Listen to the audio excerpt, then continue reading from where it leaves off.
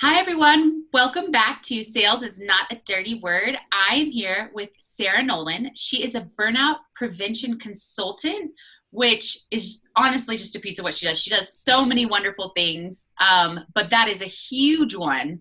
Thank you so much for coming, Sarah. How are you? Thank you so much, Alicia. I'm doing fabulous. So glad to be on this podcast with you today. I know. And a fun fact is that Sarah lives in Denver with me, and Yes. I met her online, of course, because that's the world we live in. And she came to my barbecue. That was And so much fun. yeah, it was awesome. Okay, so we're gonna talk a little bit about, tell me about your business. I know it's had a few different reincarnations. Yes. So I help high performing business owners to really um, increase their quality of life. So reducing stress, getting more into alignment in their relationships, and really just overall getting happier and more fulfilled while growing their businesses. So bringing everything to the next level. It sounds a lot like balance too. Yes, there's a lot of balance, alignment. Um, yeah. Okay. And so do you have how long is your program? You have a program, right? Yeah, I have. So, I work with clients a couple of different ways. One is a 12-week program called Recharge, and that's where I take my clients through this three-step process to re-energize, reconnect, and rewire. And then the outcome of that is that you really become a whole new version of yourself by the end of it. The version that the real you, the you behind all the stress and all the garbage that tends to come up. And then the other way is, working privately with people for about a year, For a year. How long is the group program? 12 weeks. 12 weeks. Yeah. Okay. So how are you currently getting clients into this program? Either. Right now, mostly referrals. In the past, I have done a lot of paid traffic, but then I just wasn't liking the leads that were coming through paid traffic. And so I'm like, I'm not going to waste my money on that anymore. um, and so I, yeah, I have an email list. I have a group. I have like a Facebook group, and but I'd say the majority comes through referrals at this point. Okay. And do you close almost all the referrals? As long as they're, a good fit, yeah. Yeah, referrals usually close pretty easily. Hmm. Yeah. So where do you feel like you're getting stuck in your sales process? So right now with the referrals, it's pretty good, but the referrals, that's not a consistent, It's not sustainable. yes. So um so as I get, more like a colder audience into my sales system, the issue has always been transitioning from like building rapport and helping them figure out, what the solutions and problems and stuff like that are to the actual sale, Okay. and making that like a smooth transition and really helping them.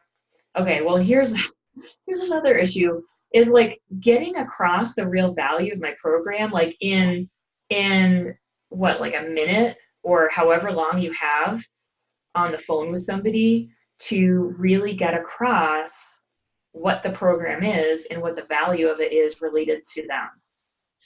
I would agree. So like what are the tangible elements of your program? Let's just which one would you like to focus on? The year or the group coaching? Um, Probably the group. Okay. So what does that consist of? So that consists of a self-guided, you could call it a training, a recorded training on Kajabi. And there's a group that we do once a week, um, their energetic upgrades, which is kind of like a guided meditation to help people to stay emotionally clear, mentally and emotionally clear, and grounded and balanced and stuff like that. So we do that every week, and then for the first 12 weeks, they have lifetime access to that group. Mm-hmm. For the first 12 weeks, we do office hours, and so I have 1 day a week that they can, come to me with any questions, challenges, just to, chat about their process, whatever they need. So what's in the course? The course is videos, audio recordings, like. What are they covering? Like, what are you addressing? What am I addressing? Okay. So it's divided into 3 stages. So the first stage is physical rejuvenation. So it's showing people how to get more energy into their bodies. Specifically how? Like food or something? No, through an internal process. Okay. Like meditating and honing in on their energy? Kind of. I mean, I'd say meditation is a very simple, basic way of describing it, but it's really harnessing this internal source of energy that most people have no idea that they even have. And writing maybe that brings it out, or like no, it's an energetic process similar to meditation, but it's different. See, I can see this is a good example of. You have to make it tangible. I know. So like in these audio files, it's like a meditation, you say. So are they basically just sort of centering and like going into their minds to pull out this energy? Kind of. So, okay, so we all have electricity flowing through us, mm-hmm. right? Like if you put your finger on an electric reader, whatever that's called, it will show voltage coming out of your hands. Mm-hmm. And so when you touch certain points of your body, it creates these energetic connections. Like if you take your fingertips and touch them together, if you really tune in and you really pay attention, you'll start to feel a sensation in other parts of your body. Like right now when I'm doing this, I can feel it in my feet and I can feel it kind of in my legs. Kind of a tingly sensation. Yeah.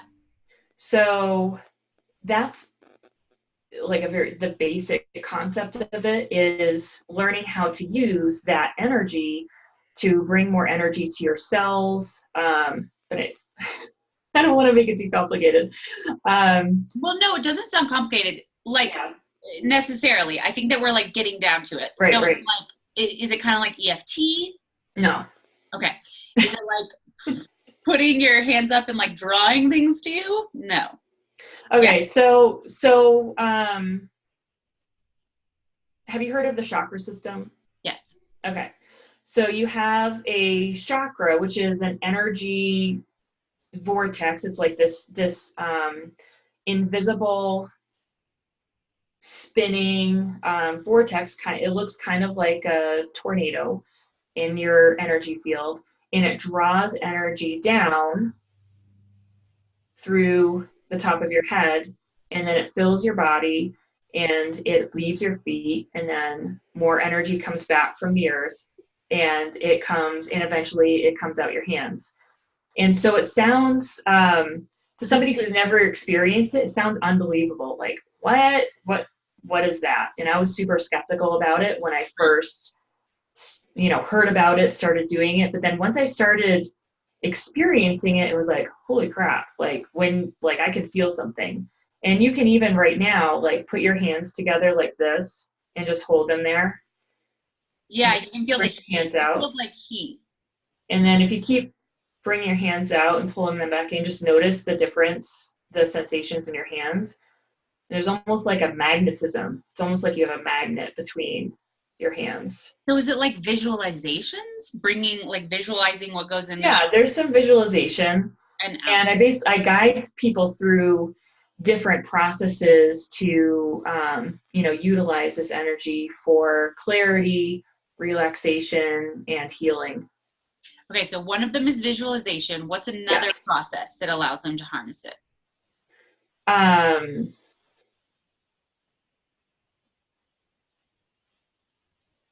So there's a process that I teach people called energetic adjustments, and it's basically like chiropractic work, but for your energy field instead of your body.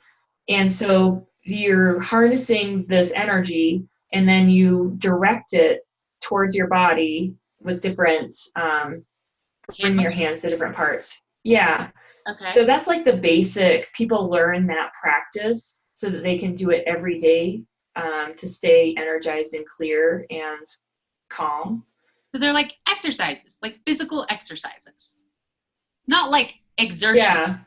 but like, you Yeah. know, ways that they can use their body to focus the energy. Right. Right. Okay. So visualizations and some physical exercises that allow them to harness their energy. Is there anything else? And then there are some like mental processes that well, I don't know if you say mental processes, but there are processes that I take people through to um, so the first section is like that physical energy, like what I was just talking about, that energetic adjustment. Yeah. And the second step is mental rewiring and reprogramming. So there's another process that I teach people to actually find the root cause of different challenges they might have. Like, say somebody's marriage is a mess, and they might be, they have challenges in their marriage, and they can use this process to get to the root cause. Like, it feels like, there's an issue of trust, there's an issue of communication, those kinds of things, but there's something that's even deeper that's causing that. And this process helps you to tap into your subconscious, that 95% of your brain that we have no awareness of, to tap into that and find the root cause and to pull it out. Yeah. Okay. So, and you're not talking about like childhood traumas or something, right? Or are you? Well, they usually originate in the first 6 years of life. Okay. So you're going to uncover layers mentally to your subconscious, which is 75% of the why behind you doing stuff that you don't know. And you're going to kind of like tidy up the garden. Yes. Yeah. Find the weeds, take them out. Exactly. Okay. And that's the second one. And you do that through like, kind of like meditations? It's kind of like a meditation, yeah. Like you talk them through into sort of an unconscious state where they can be open to that. No, it's actually, have you heard of muscle testing? That I've not heard. Okay, so your subconscious knows everything, right? So there's a process to communicate with your body to pull out answers that you consciously aren't aware of, but your subconscious can communicate through your body. And I can show you, let's see, do I have it? Oh, are you talking about like if you tap and talk about something, if your body reacts in a certain way, it's indicative that that is an issue? So that's the concept of it, but this is actually a more accurate and more effective method, because there's a lot of room for error with that kind of a thing. Yeah. You can misinterpret the answers and stuff. So this is a more accurate way of doing it. And I don't know if you'll be able to see this, but this is a pendulum. And so if I, without doing anything, if I just say go to yes, it immediately starts going up and down like this. And then I'll say go to no, and it immediately starts going back and forth like this, because my body's making these micro movements that direct the pendulum based on the truth that I know in my subconscious. And so this is kind of like the voice of my subconscious. So I can say, okay, what is, I'd say like, I kind of get an idea of, the root cause of anger in my marriage. And so I could say, okay, is this a pattern of fear? Or I could start out by saying, is it a belief, or is it an emotional pattern? And then I can use this as feedback to hone in and asking a series of questions to hone in on what exactly is the root cause. And you can hone it in down to, this was, anger that I got from my mom from when I was 2. And so there was like a strong experience in my life. Like maybe my mom yelled at me when I was 2, and that made a really deep impression in my subconscious. And then anytime there's any kind of a similar situation, that anger is like the program, and I respond the same way I responded originally. Okay. Does that make sense? It does. Okay. So it's a series of prompts that uncover your unconscious motivations. Okay. Is that accurate? I don't know about the word. That could be it. I haven't really thought about it in that way before. Unconscious drivers. Yeah, drivers. Okay. So do you provide this pendulum as a part of your course? That I can. I don't typically. I teach people how to get one and pick one out and stuff like that. Oh, is it something that's like specific to them, like custom to them, like they're drawn to the stone or something? Yeah, like on Amazon, you can just look up pendulums, and then whichever one they feel drawn to, they can get. Okay, so you don't want to like guess that for them. Right, yeah. Okay, so that's number 2, is figuring out the unconscious drivers and kind of like deprogramming yourself. Or does the deprogramming happen in the 3rd module? No, so it's reprogramming. So for half of the process, you are releasing that program, that you got from your mom when you were 2, and then you're replacing it with something that's more empowered and more up to date and accurate. So say you release this anger pattern from when you were 2, then you would replace that with like a love and trust pattern. How do you replace it? Is it another series of prompts? No, it's actually kind of a quick process that you do with the pendulum. Okay, so it's also still with the pendulum. Yes, yeah. Okay, and then the 3rd, what happens in the 3rd phase? Okay. And just also another aspect of the 2nd phase, it are more guided meditations that help you to release like that inner mental clutter. Okay, so those are you going into your mind and releasing? Yes, yeah. So there's this like physical process, but then there are also some more mental processes that I take people through. Okay. And then the 3rd phase is reconnecting. And so that's reconnecting with yourself and reconnecting spiritually. And it's, has nothing to do with religion. It's, just purely spiritual. And that doesn't have, I like that you talked about the physical aspect, because in every level there are physical processes that people do.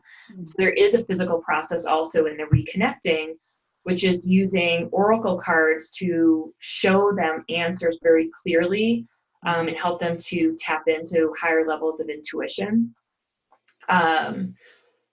And then the rest of it is taking them through, again, mental, like guided meditations to help them to connect with their inner child, with, with different parts of themselves. Connecting with the inner child, you mean just being able to like enjoy the little things that you enjoy as a child? Well, there's, so in your first 6 years of life, there's a part of, it's like such a important part of our lives that really shapes, the rest of our lives. Like those first 6 years, that time period stays with you. So your inner child is this like 6-year-old or 4-year-old version of yourself who's still inside of you, and still like that version of yourself knows, I don't know, I'm not going to go too much into it right now. That inner child is like still sensitive and still, responding to things in a certain way. So you need to be sure to be careful with that inner child's emotions, kind of like aware of their like reactions to things. And Right. okay. Right. So most of us have an inner child who you could say is like broken or damaged. Because if you think about, especially Americans, the way that we're raised, how much trauma can happen in those first 6 years of life, to varying degrees. And so if your inner child is, I hate to use the word damaged and broken, but that's, people relate to that. But if that's how your inner child is, then it's going to be guiding you through fear. And so you're going to have more of a tendency to try to stay in your comfort zone, not want to take risks and things like that. Um, and can make decision making really hard. But then when you reconnect with that inner child and clear, that fear, then instead of your inner child direct guiding you from fear, it can guide you through like love and joy and passion and stuff like that, like how the inner child is really supposed to be.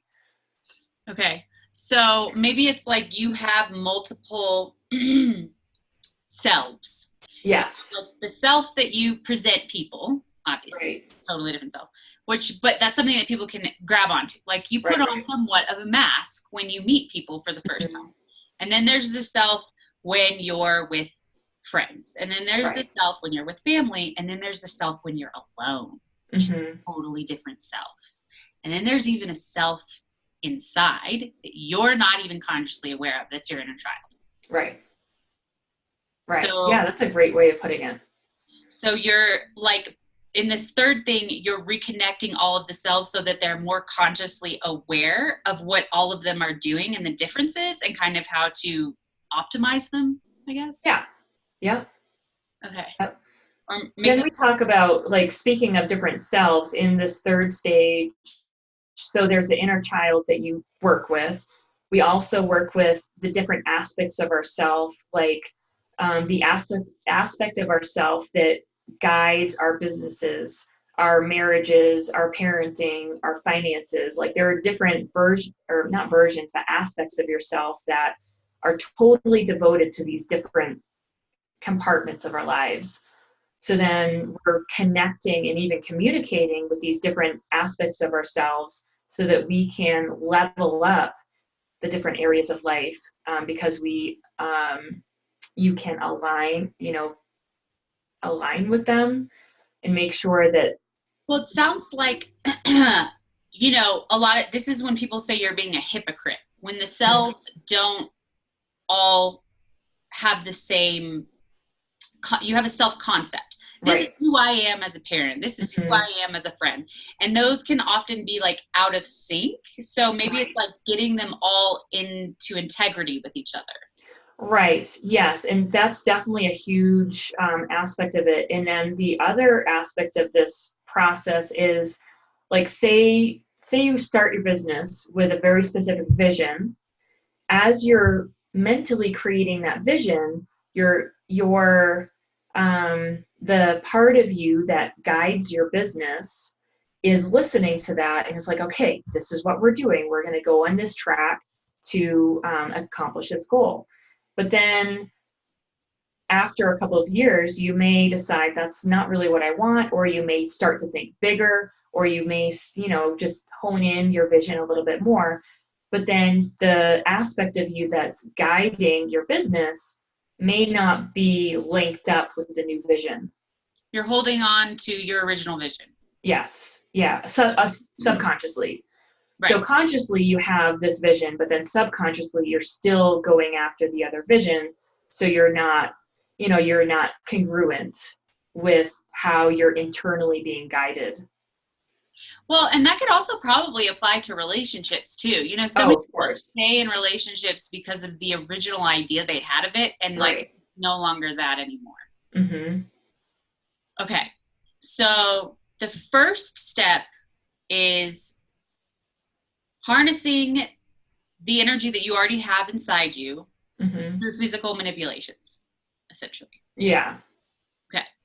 Like you don't realize that you have this electricity inside you, and we're going to show you how to pull it out and make the most of it and not let like any nasty stuff get in there. So like imagine that, try to make it a metaphor, you know, like imagine that, you know, you're basically a car without a windshield. You're just letting all the bugs just come on in and stick to you. Like we're going to like put up some, that makes it sound more like a force field, doesn't it? And you're not really doing that, but you're being more intentional about what you're letting in, right? Right, exactly. So I think it's kind of like, you know, comparing it to like, you're going to put a very intentional net out there. Right now, you're just casting your net wherever and you're catching like rotten fish and like weird rocks and seashells and stuff. And it's because you didn't even know that you had this net that you're carrying. And imagine it's like behind you and it's got all this heavy junk in it and it's weighing you down, but you don't even realize it's there. And now you're going to be aware of the net and you're going to recast it so that you only catch really amazing things that make your body feel great. Does that sound accurate? That sounds great. Okay. Through physical manipulations. So, and you can even ask them to do like that little example and stuff. Like that's just it on like a very minuscule level. Right. So that they can like, you know, it's a little more tangible. So once you feel great and you're only catching the amazing stuff that you want, that's going to make you have more energy every day and more clarity and more focus, you always want to tie to the end result. Right.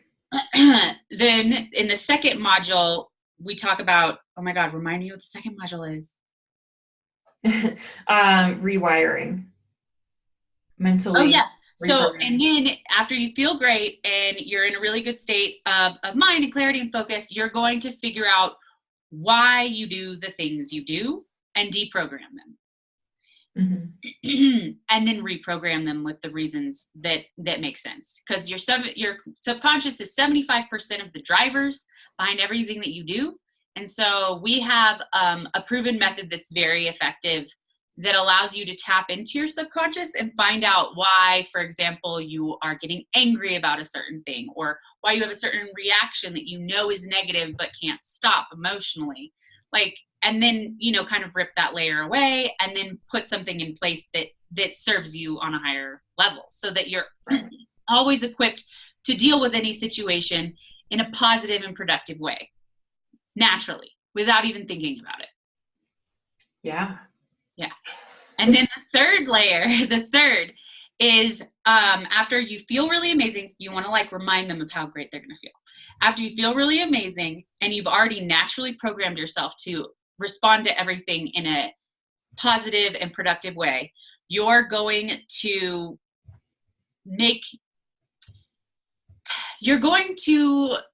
like basically be in higher integrity. So you know how you have multiple selves. You have the self when you are being professional. You have the self when you just meet someone. You have the self with your mate. You have the self with your kids. You have the self when you're alone. And then there's also like the inner child self. So for example, a lot of times somebody who, on a very basic example, gives advice to their friend about, oh, you should definitely leave him. He's not treating you right. But then does that thing that they're telling the person not to do in their relationship, that's not in integrity and it doesn't feel good on a subconscious level. It's like messing with you. Is this accurate, what I'm saying? I think so, yeah. So far, so good, yeah. Okay. So we're going to basically have you become aware of each of these selves because you have a self-concept of this is who I am as a friend. This is who I am as a professional. This is who I am on stage, whatever. And you're not really aware of these concepts. You're only vaguely aware of them. So you'll get really clear on them and then you'll notice inconsistencies within them and you'll fix those inconsistencies so that it aligns in integrity across all of them. And you feel like you're being really true to yourself. Because whether you realize it or not, you kind of feel bad about yourself when you're not being consistent to a concept of yourself in another situation. Right.